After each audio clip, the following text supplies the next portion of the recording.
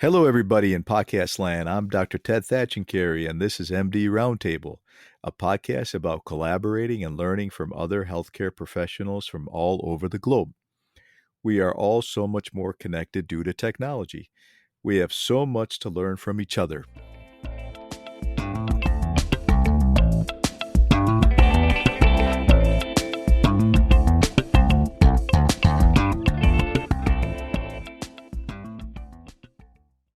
Thanks for joining us today on MD Roundtable, folks. Today's guest is Dr. Mohammed Qadeer, who is a gastroenterologist and medical director of endoluminal surgery at Advocate Aurora Medical Center in Kenosha, Wisconsin. Dr. Qadeer recently achieved a very rare milestone in his specialty. He achieved 1,000 third space endoscopy procedures at Aurora Medical Center. That is quite an achievement, folks. Welcome to MD Roundtable, Dr. Qadeer.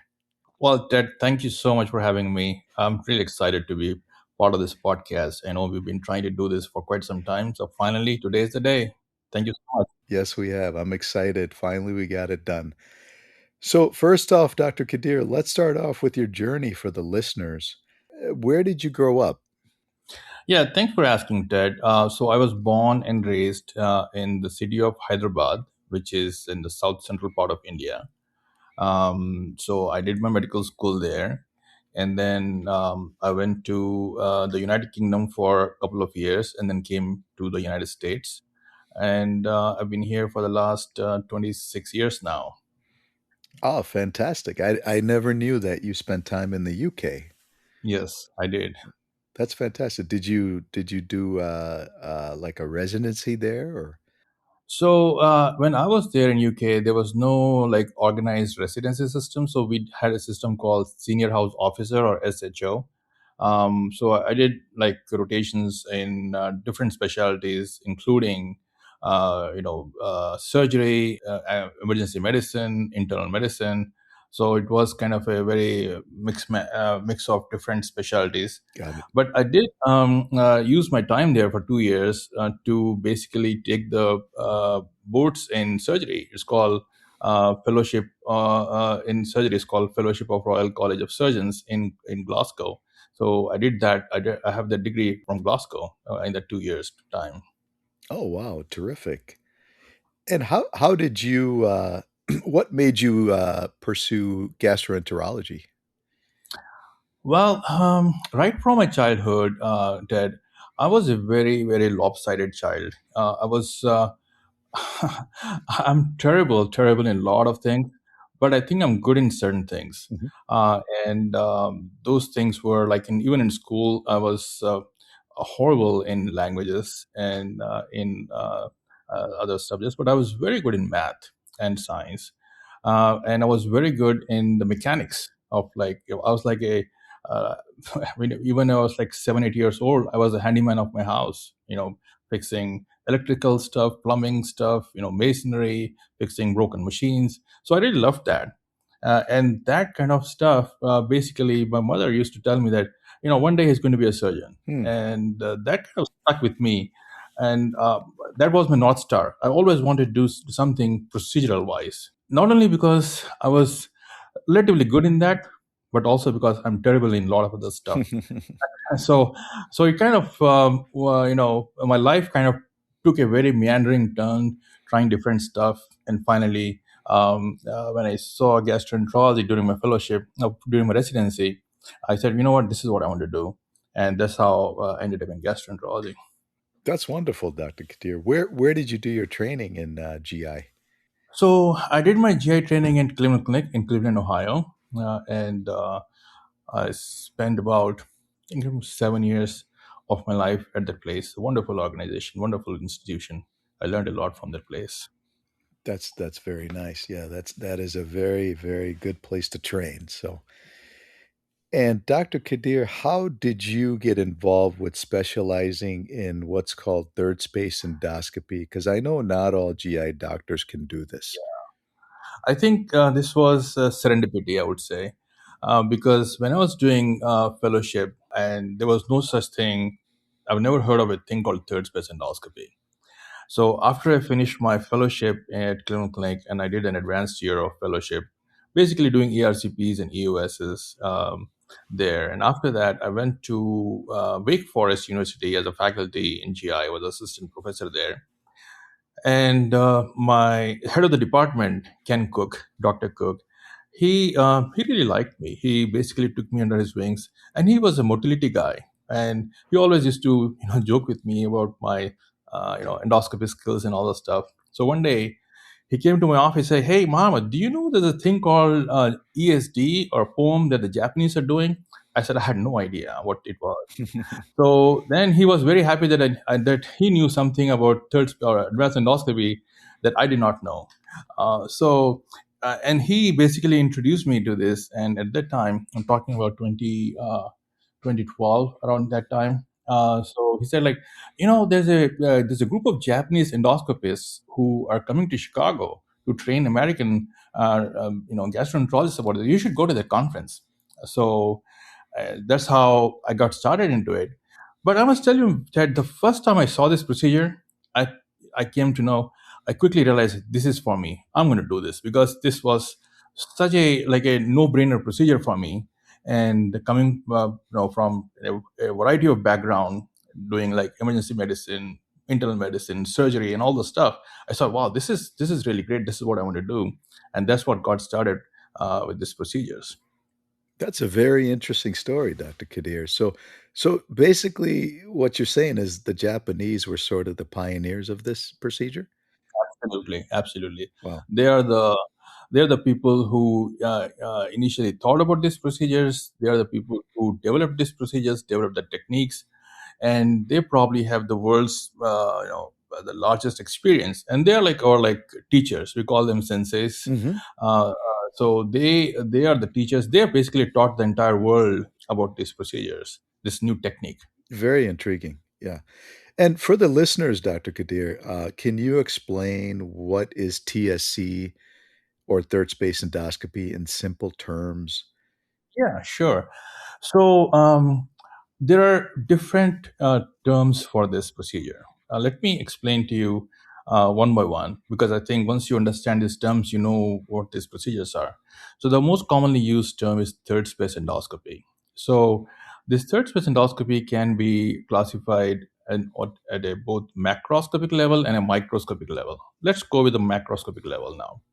So a human body is supposed to have four layers or four spaces. The first one is obviously the skin and the external surface, and the second space is the endoluminal surface, like the internal of the GI, the lumen of the GI tract, and the third space is the wall of the GI tract, and the fourth space is the peritoneum in the abdomen or thoracic cavity in the chest. So these procedures that we do are in the wall of the GI tract. That's why it's called third space. Now, that is at a macroscopic level. At a microscopic level, the human GI tract consists of five layers. And the third layer of the GI tract is called the submucosa, which is like a loose aerolar tissue, just like a sponge.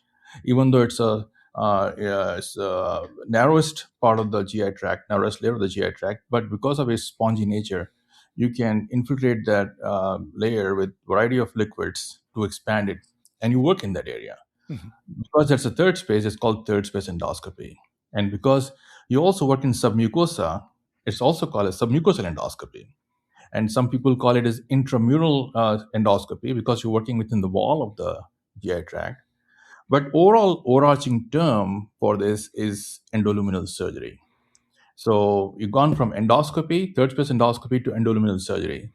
And to think about it, Ted, the what we do here is basically surgery. I mean, if you look at surgery, what do the surgeons do? Number one, they have to have a really good pre-op selection for the cases. They need to have access Mhm. to the area where the pathology is. They need to cut.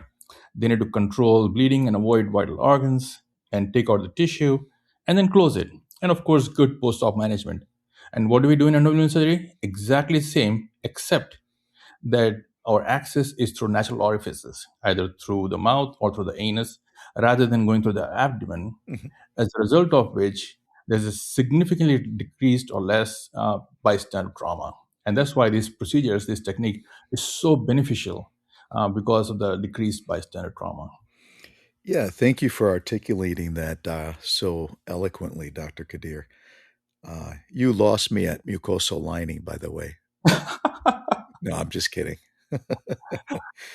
That's amazing. No, it sounds like the utility of these procedures are quite wide, and it sounds like you've what you're doing has replaced a lot of the procedures and surgical techniques that I guess surgeons were doing. Is that right? Right.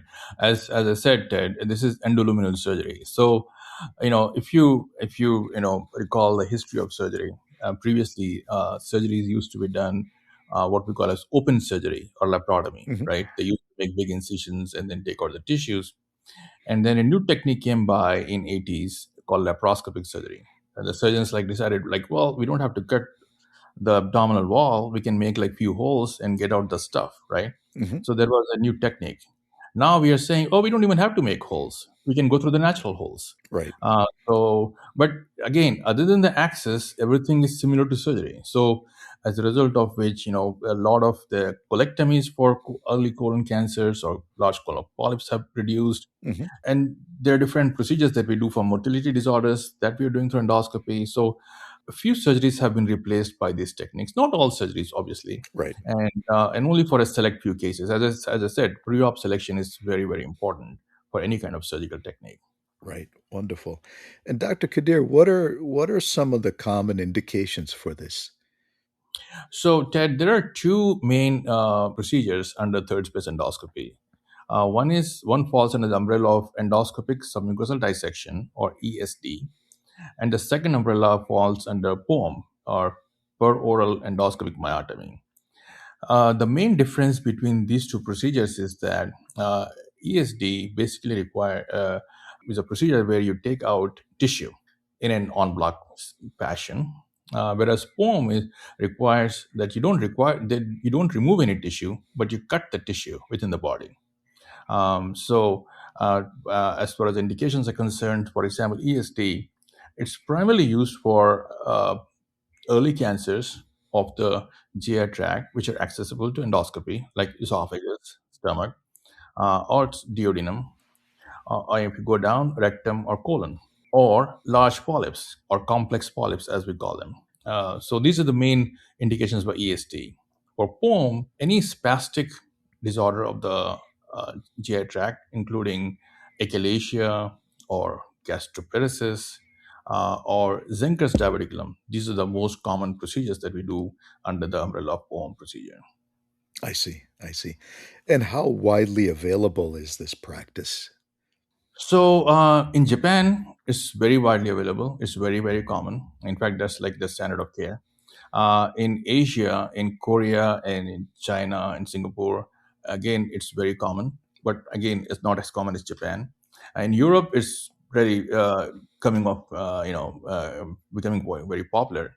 In US, there is a significant lack of personnel doing this procedure, but now there is a huge increase in the interest in doing this procedure. So I'm expecting that in the next 5 to 10 years, these procedures will become mainstream within the United States. Is this standard now in most GI fellowship programs, Dr. Kadir, or not yet? Not yet, not yet. So even in the right now in the country, I think there are maybe at the most 10 or 12 training programs that train fellows after the GI fellowship Oh, well, for these years. So I see. it would require at least 1 to 2 years of additional training after GI fellowship to get trained in these procedures. Interesting. Having said that, what are the risks involved with these techniques?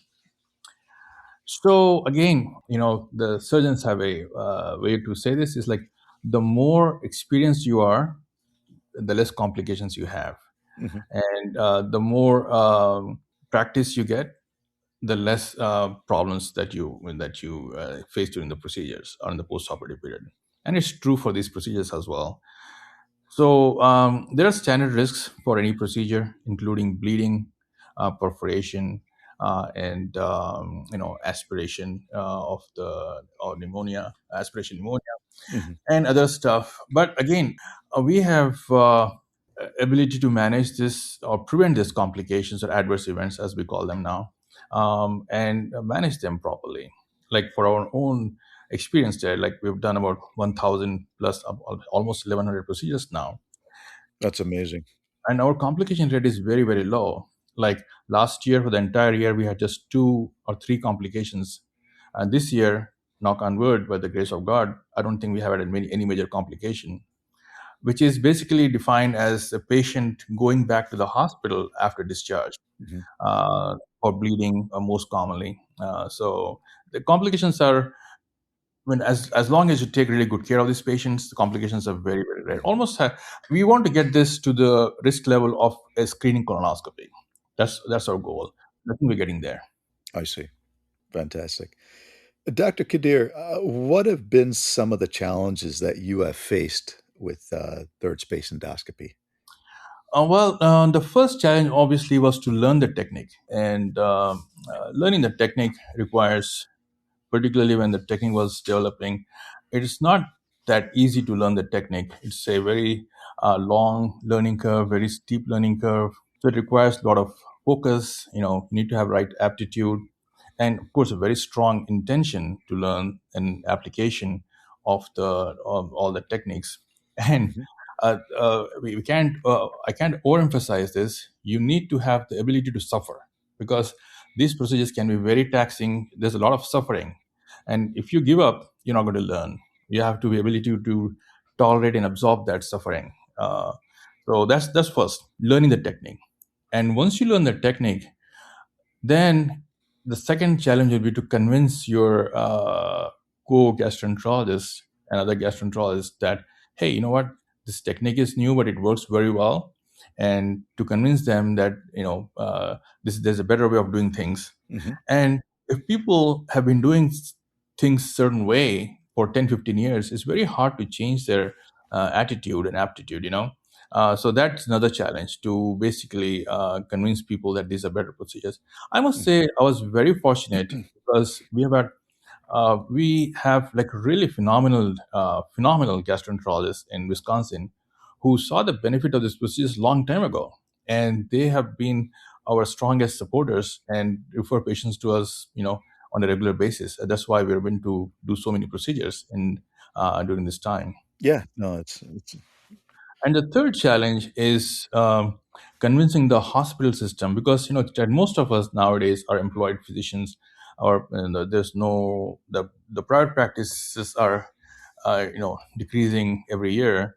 So because we're all employees, we have to convince the hospital system that these procedures are very profitable. These procedures are very good, mhm, and this is the future of gastroenterology. So that's the third challenge. So yeah, I face all these challenges, but fortunately, we've been able to overcome many of them.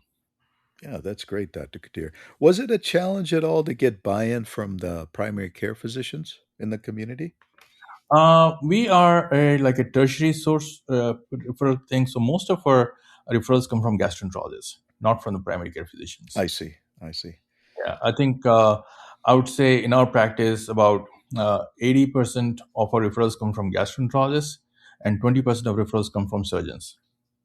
I see. Okay.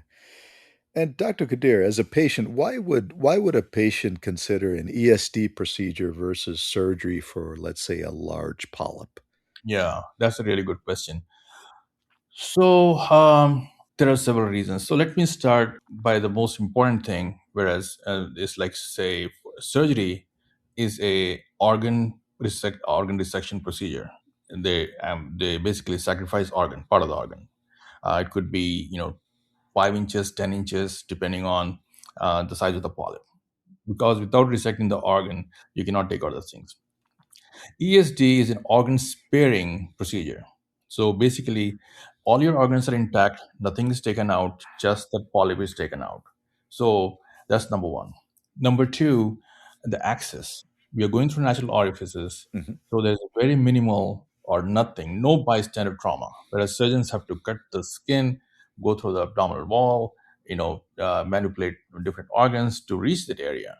So, as a result of which, the complication rate with our procedures are extremely low.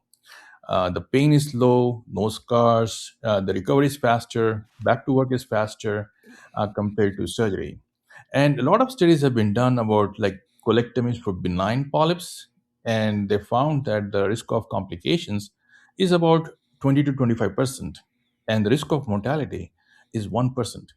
So benign conditions, not cancers, benign conditions in large cities of like up to like 300 to 500,000 patients.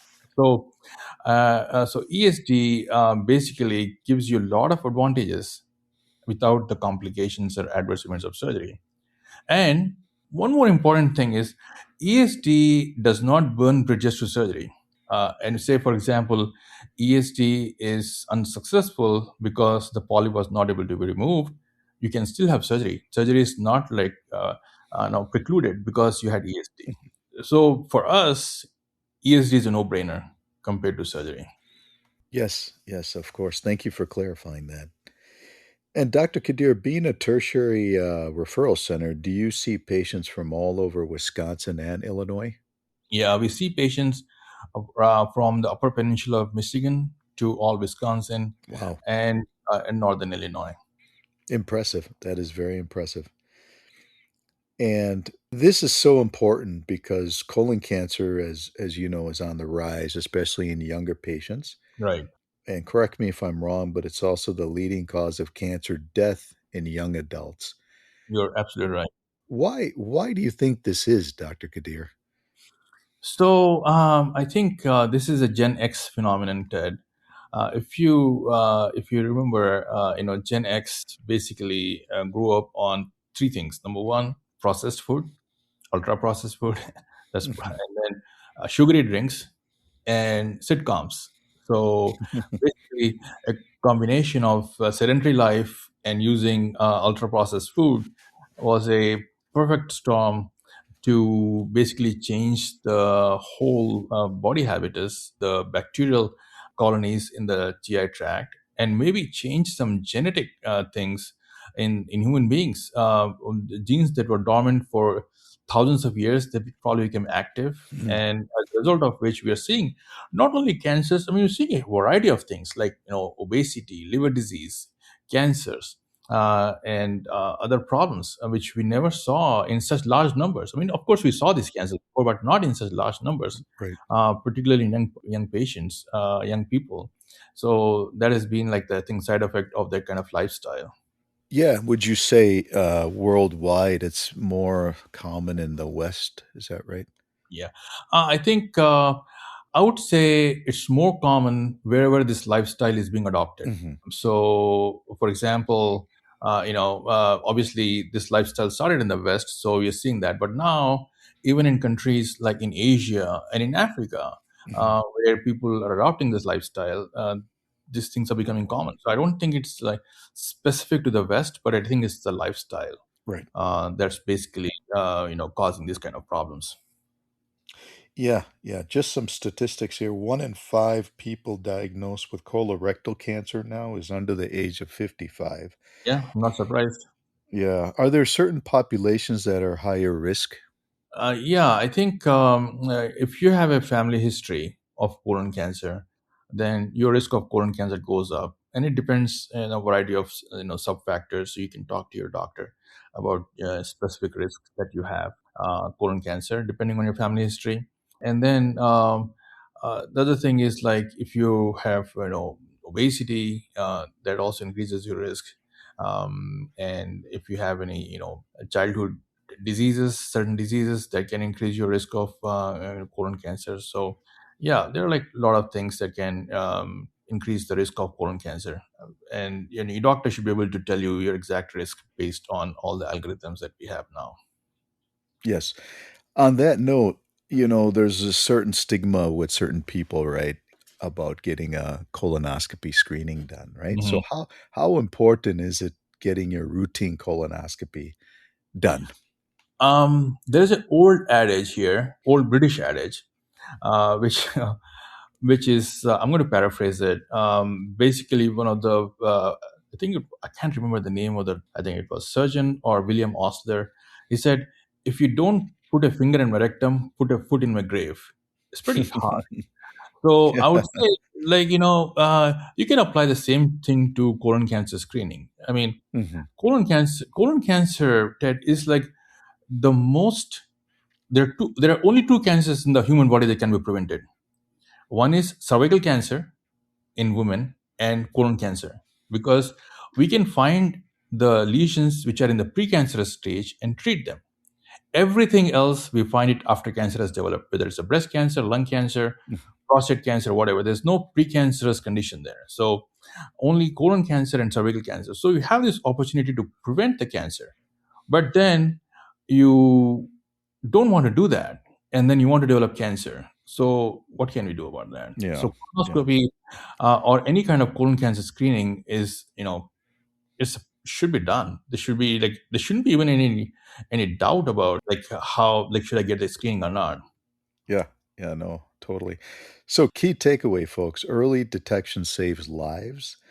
Like Dr. Kadir said, the good news is colorectal cancer is often preventable and highly treatable when detected early. What age is it indicated now by the American Cancer Society to get your colonoscopy screening done? So for people with average risk of colon cancer, you should start screening at age 45. Okay. But if you have a higher risk of colon cancer or family history of colon cancer, again, you can talk to your doctor to find your exact risk. You should start at age 40 or 10 years younger than the youngest person in your family who had colon cancer. Say if your father had colon cancer at age 45, you should start at 35. So that way. And then there are certain like inherited disorders in which you have to start colonoscopy even earlier. But again, for average risk people, 45. But you can talk to your doctor and get a Mhm. good idea about your risk status. Right. Right. What, Dr. Kadir, what is your opinion of the Cologuard home test for colon cancer screening? Yeah, so I want to be careful here because whenever I say something, they say, Mhm. "Well, you're a gastroenterologist. You want to do colonoscopy." That's the thing. So I'm going to just give you numbers here. I'm not going to. There's nothing. No opinion here. Just the numbers, Sure. right? So let's see here. So there is an important terminology that we use as a quality indicator of colonoscopy, and the most important quality indicator of colonoscopy. It's called ADR, or adenoma detection rate. Adenoma detection rate for any good gastroenterologist is about 40%. So 40%. Remember that number. So 40% of patients who have colonoscopy have adenomas, which are precancerous conditions. Whereas if you do Cologuard, only about 10 to 15% of Cologuard patients are positive. About 85% patients are negative. Hmm. That's number one. And of all the people who have positive Cologuard, only about 25 to 30% of those patients have a significant lesion. Hmm. 75%, 70 to 75% of those lesions are false negative. So the test is Cologuard is positive, Hmm. but when you do colonoscopy is normal. So as you can see, the numbers where they're going, Right. the Cologuard. So what they have done is that, well, you know what, colonoscopy is done every 10 years. Hmm. We'll do Cologuard every 3 years. Hmm. As a result of, we can catch the polyps by multiplicative factors. Yeah. But Cologuard is a little bit expensive. I think it's in 600 range. So many insurance companies and also a lot of countries in the world, they're using fit test. Fit test again is not as good as Cologuard, but they do it every year and use the same argument that, Mm. well, it's not as good. So Cologuard is not as good as colonoscopy, so that's why we do every 3 years. The argument for fit test is that it's not as good as Cologuard, but we do it every year. But major societies, all the major societies have come up with a guideline which said that any test is better than no test. Hmm. Remember that. Any test is better than no test. But if you want to prevent colon cancer and if you want the gold standard, it's a colonoscopy. Yes. Agree. Do your own research before using it, please. Once again, like Dr. Kadir, colonoscopy is the gold standard. So great. Well, yeah, that was a very interesting discussion and very enlightening for the guest, Dr. Kadir. Thank you, Ted. On a lighter note, What are some of your interests outside of work? How do you like to decompress when you're not in the GI suite? Uh, as I said, I'm terrible in many, many things. And going to the GI suite and doing the endoscopy, this procedure, third space procedures, is actually the most relaxing thing in my life. And of course, coming home, talking to the family, talking to my kids and wife, and talking to my family members, that's like relaxing at a different level. But on a professional level, the most relaxing thing is to do the procedure. Yeah, thank you for your passion, Dr. Kadir. So, before we wrap up, how can listeners get a hold of you with any questions? So they can. We have a email here for our website. Let me see what's that email. Hang on a second. I can put it in the show notes. Like, Are you on LinkedIn? I'm on LinkedIn as well. That's actually the only social media I'm on. But also there's a email. Oh, hang on. I think the email is on the card that I sent you, Dad. Yeah, So I'll include it in the show notes. Yeah, yeah, amck-endoluminal surgery at aah.org. That's the email. got it, got it. So, in closing, Dr. Kadir, thank you so much for your time and being a guest on MD Roundtable. Keep doing the great work you do for your patients at Aurora Medical Center in Kenosha. Thank you again for your time. Thank you, Ted. It was wonderful talking to you. Likewise, have a good night. Folks, if you enjoyed that episode, don't forget to leave a review of MD Roundtable Podcast and don't forget to subscribe. Also, if you want to reach out to me with any comments or questions, feel free to go ahead and email me at Dr. Ted Thatchencarey at gmail.com. Once again, Dr. Ted Thatchencarey at gmail.com. I will also leave the email contact in my show notes. Thank you again for joining me. Have a great day.